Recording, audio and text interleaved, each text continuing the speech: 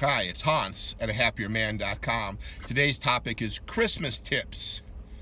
Well, this is December 19th, and it's, as I'm speaking, and of course, Christmas Eve is the 24th, and Christmas Day is the 25th, so it's less than a week.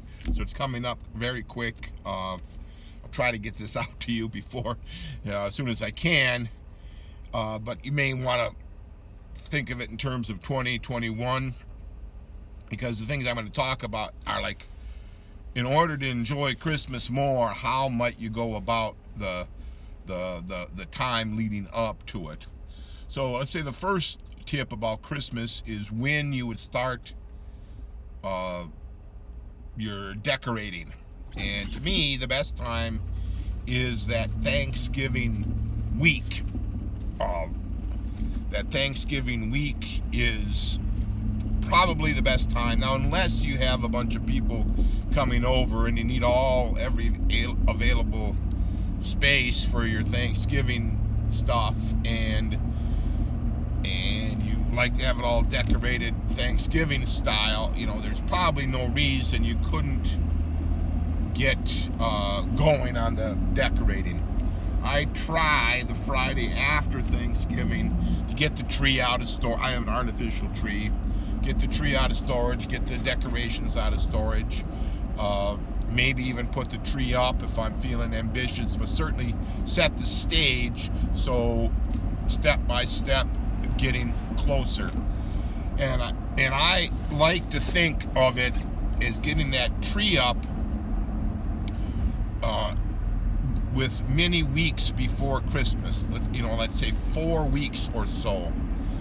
And then you have the Christmas week, and then maybe a few weeks into January before you think about taking it down.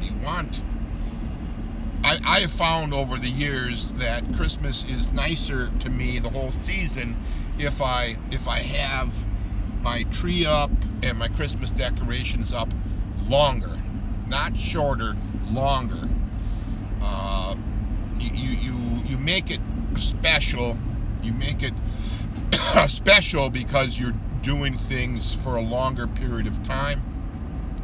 So if let's say you put your tree up, if you like Christmas Eve or something, and only keep it up for a week, that's real, and I just don't think that's going to be special enough, because the things that are special to you, you would enjoy more.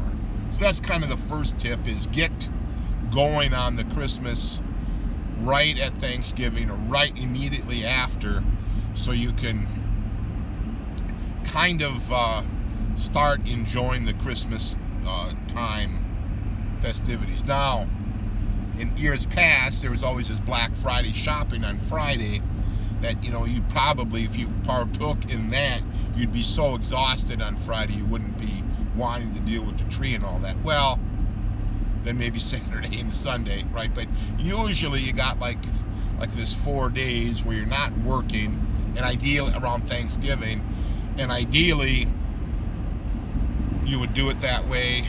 I don't like to rush back to work after a holiday. I don't know, it's just nice to loaf around and enjoy life around the holidays. And that's another thing, is to try to we'll get to that one in a minute, but the decorating, start your decorating right after Thanksgiving, or even better, before. My daughter and her roommates, they'd started their Christmas decorations before Thanksgiving. She sent me the picture. The tree was nicely done. It was like the weekend before Thanksgiving. So her and her roommates, well, they have get-togethers, and they like to enjoy themselves and socialize, so they have the tree up to enjoy for a much longer period of time. And I think the key to it is that darn tree. The tree makes makes the Christmas time spirit happen. That's where it starts.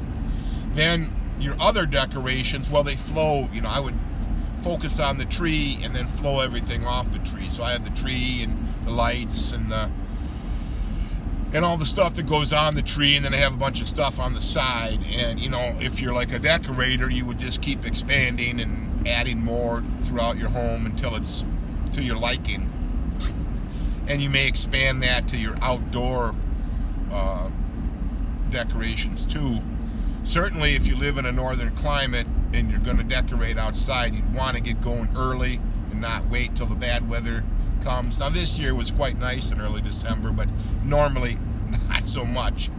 So if you had outdoors, you wouldn't want to do it early, maybe in November. So the tree, get it up early, and the other decorations too. Regarding the decorations, I wouldn't be afraid to throw things out that don't work for you. I did that this year. I had just a big crate just chock full of decorations. There was always decorations that I tried to put up, but they were always kind of a pain. They didn't make my tree look good. They didn't work that well. They didn't go with the scheme I have, so I just threw them away. Yeah, you feel a little bit bad about it, but you can probably go to the Goodwill sometime and get a box of decorations for cheap after Christmas, or even the normal stores. The decorations really aren't that expensive, and you can make that part of the fun of Christmas time in coming years by expanding your decorations a little bit and spending a few dollars on something new. But it's just, if you spend the money on something new, you want to get rid of something old. Now, certainly not the heirlooms, certainly not the ones that are reminiscent of years gone by and that are special to you, but just your standard run-of-the-mill decorations, prune them out. I found it just so much more satisfying this year to throw out a good bunch of them and just have the tree looks. I think the tree even looks better this year than normal years, because I didn't overpack it with all this stuff, and I just because there's less decorations, it takes less time to decorate. Another thing about the tree is I like the artificial. Yeah, if you got a real tree, trying to keep it up for 6-8 weeks, that would be a pain. Yeah, I can see how you wouldn't want to do that. You'd want to get that up late, and you want to take it down early, so you don't got to deal with all that stupid watering and all the needles falling off. Not sure why people would want a real tree anymore, but anyway, if you're going to go with a real tree and you want to keep it live and not burn your house down, you got to do plenty of watering. If you are like me and you don't like tons of extra work, just get an artificial tree. I brought one, I think just last year. It was I threw out the one I had before because it wasn't working out that great for me. I throw things. I'm a thrower. I don't mind throwing. I threw it out, and I bought one that was, I think, a little bit bigger, a little taller, and that was pre-lit, so that I don't have to have all these extra strings of lights. The tree already has the lights right on it, so that's really, really nice. You put the tree together, you hook the lights, plug it in, and it's already lit. Somebody with more of an eye for putting in the lights has put them on already. There is an art to the light placement, and if you enjoy the light placement and you're good at it, well, yeah, do it that way. But I don't. I just like the end result, which is the lit tree. And then you put the decorations in. So that's big tips. You get a beautiful tree. They're not that expensive either. They're not that expensive. Now they can be, yes. The bigger they are, the more elaborate. Yeah. But you don't want to get yourself out of control with your spending for that if you don't have to. What else? Well, that's the tree, the decorations, the wind.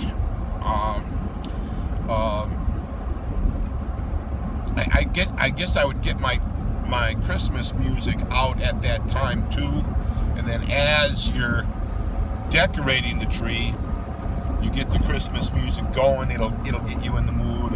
It's quite festive, quite nice, quite lovely. It'll make you think about Christmas when you have the music on. And then where this is a big one. Where you put the tree. You should put the tree in the area where you spend most of your time. When you're at home, where do you spend most of your time? Not the bedroom, it's 8 hours, but I mean when you're sitting around in the morning or in the afternoon, late afternoon or evening, when you're sitting around on the weekend, where are you? That's where the tree should go. So a lot of homes have a family room and a living room. So the family room is where you got the TV, and that's where the family kind of gathers. That's where you got the most comfortable lived-in furniture, and whatever you do as a family, you do in that family room. Well, that's where the tree should go. And then the living room, yeah, that's usually your formal living room. That isn't the place for the tree. That's the last place you want the tree. I'll give you a little quick story. When I was growing up, we had a family room that we used heavily. It had a big TV, had a comfortable couch and comfortable chairs. It was right next to the dining area, which is right next to the kitchen, kind of an open concept. So it's all together. My mom could be sitting, working in the kitchen and watching TV, and we'd be lounging around around the TV. And anyway, we had the wood stove in there, and that's where we spent all of our time.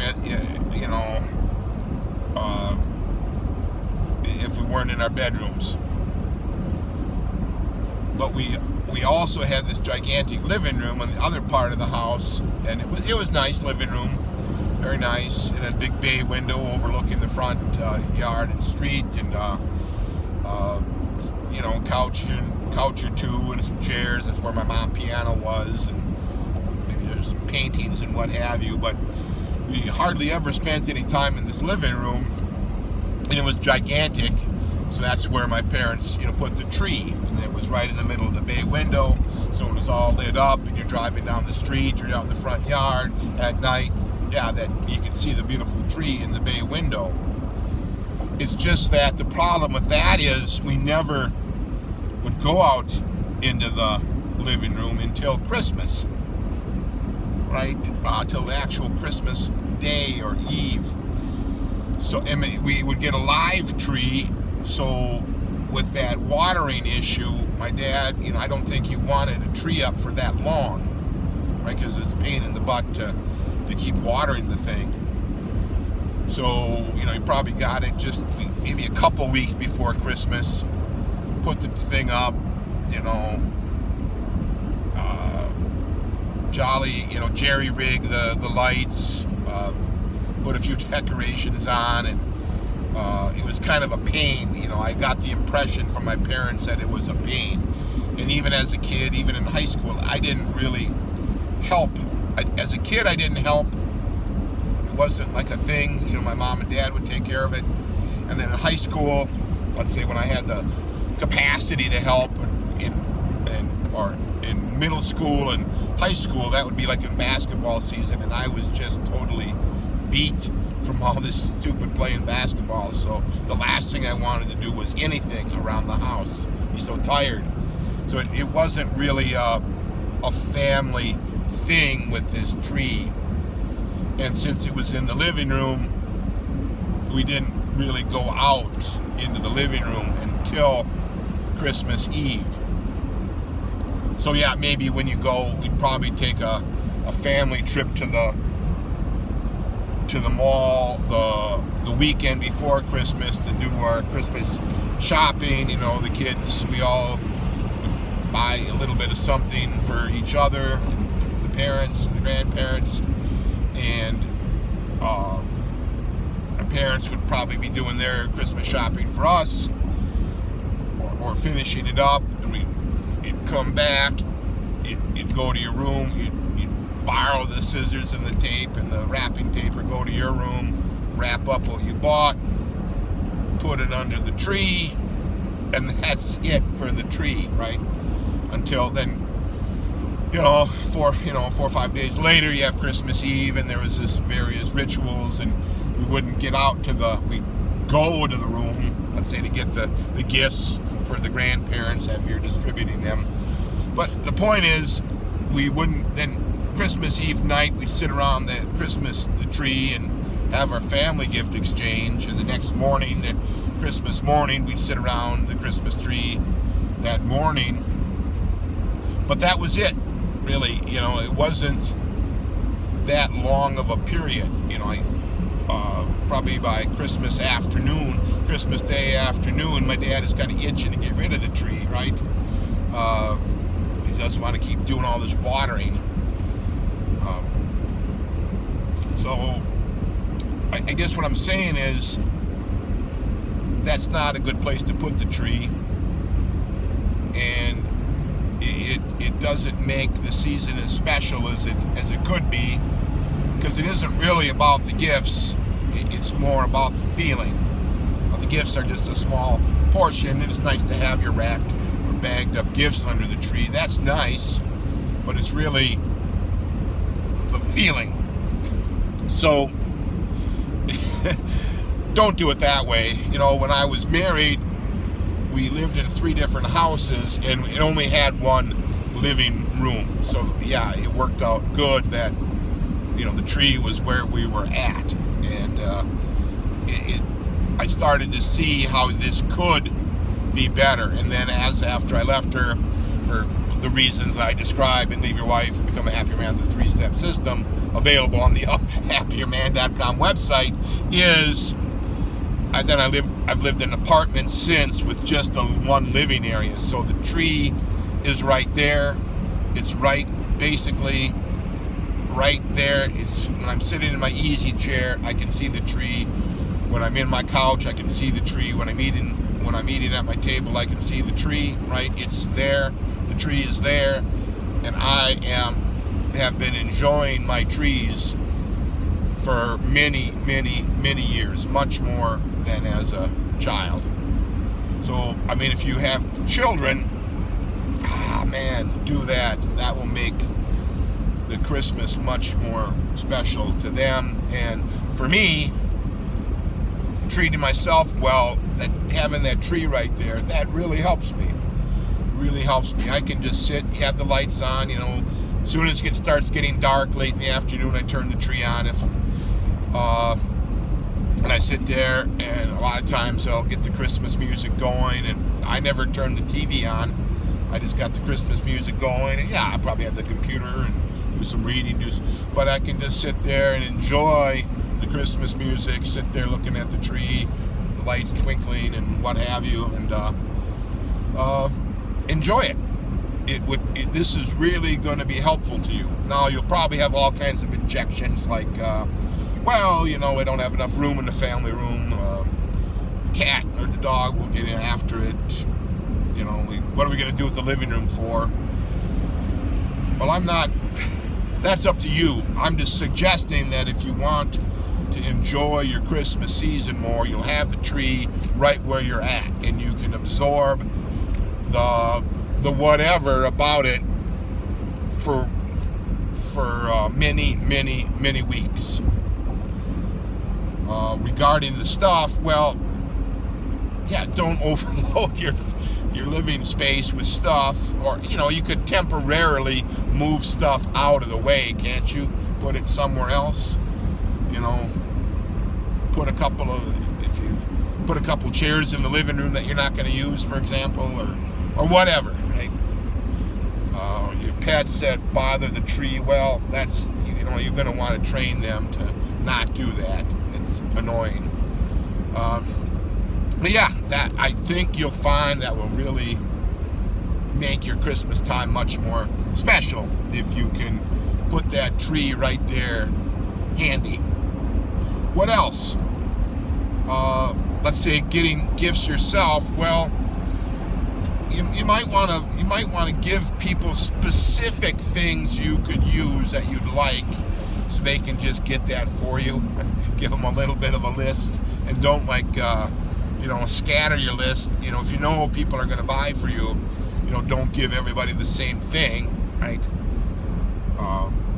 And of course, if you don't get these things, that's no big deal. You'll just get them after Christmas, but maybe you save up a number of things so that they can have the enjoyment of giving you something you really want, and you can be, you can be loving the getting of it. And that's what you should do. You should love the getting of it. Some people, I think they grow up so poor and things are so strapped that they have a very hard time in the getting of the receiving, and they make it a little bit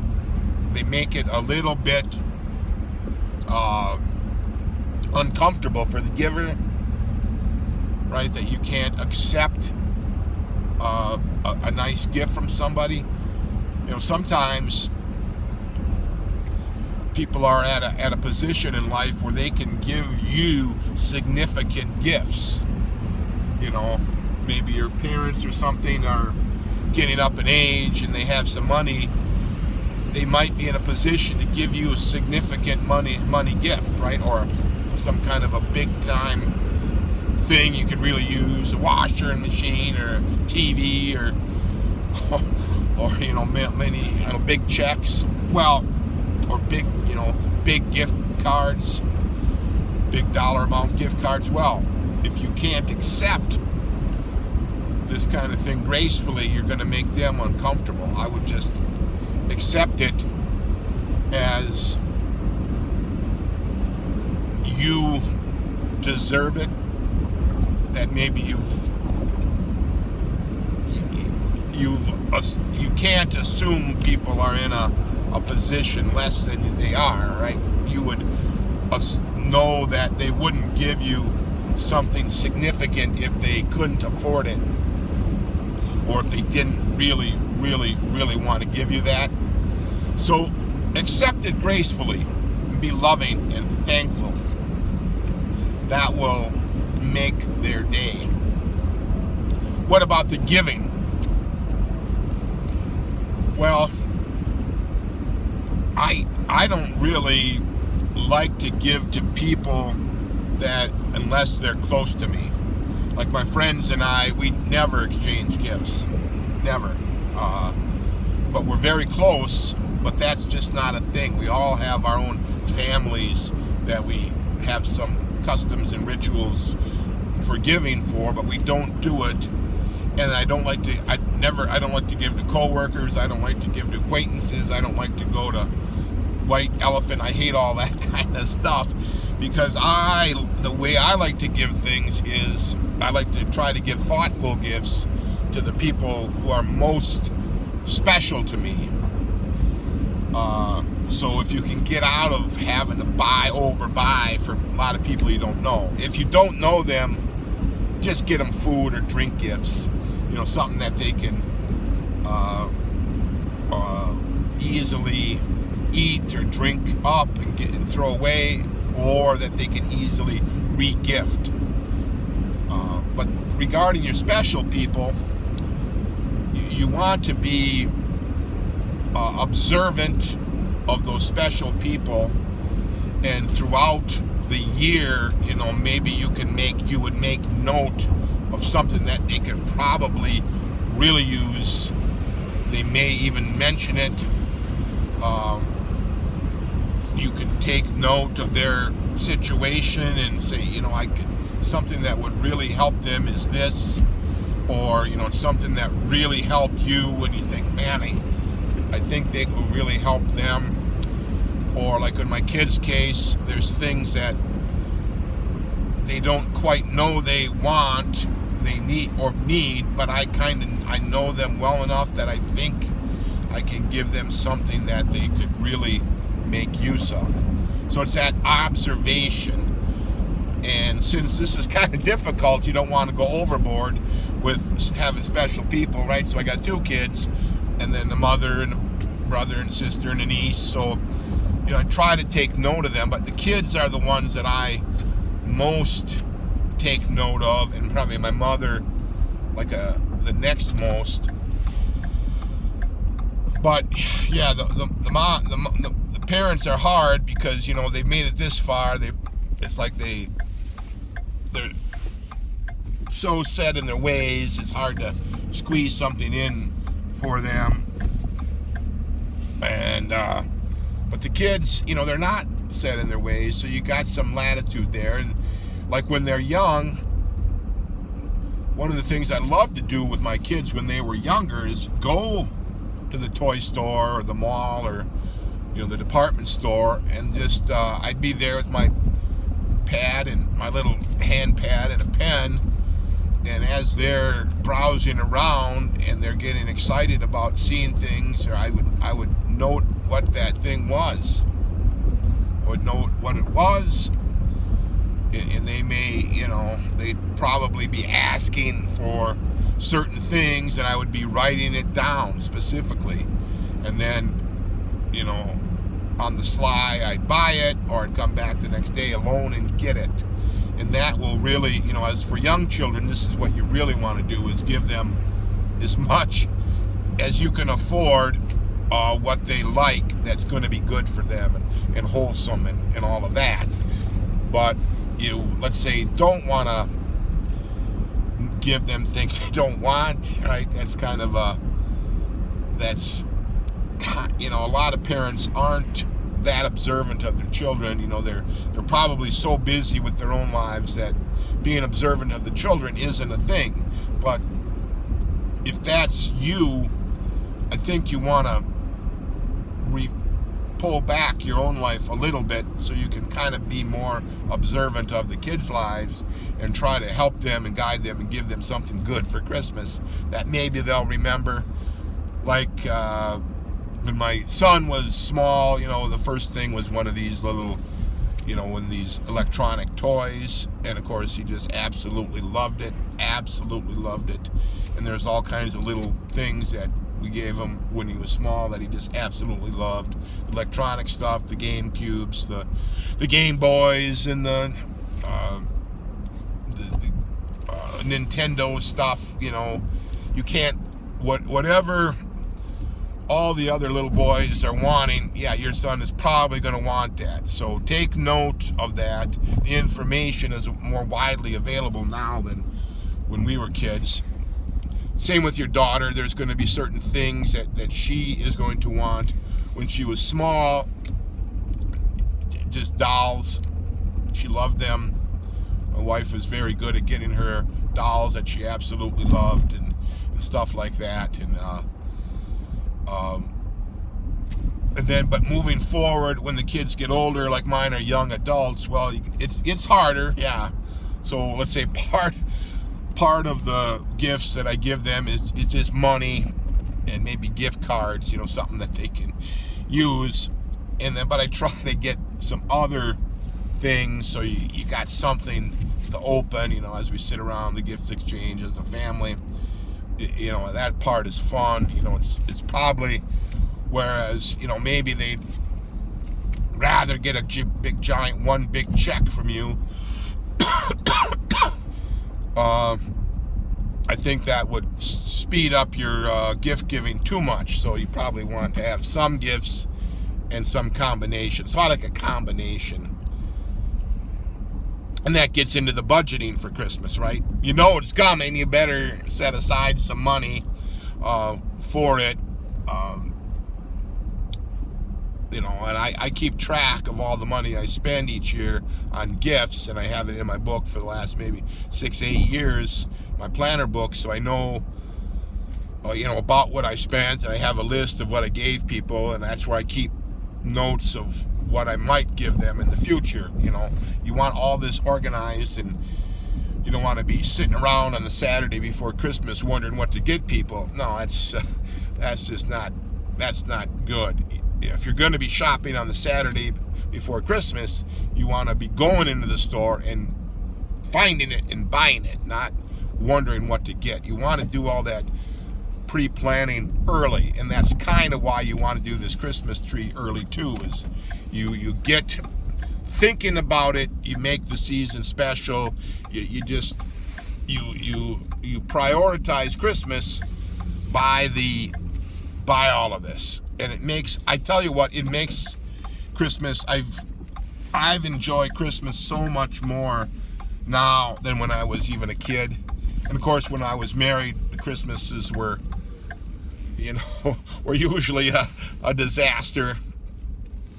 But as a kid, yeah, I've learned how to make the things more special for my kids, and I hope they'll, continue the tradition with their kids. So give those ideas some thought, all for now.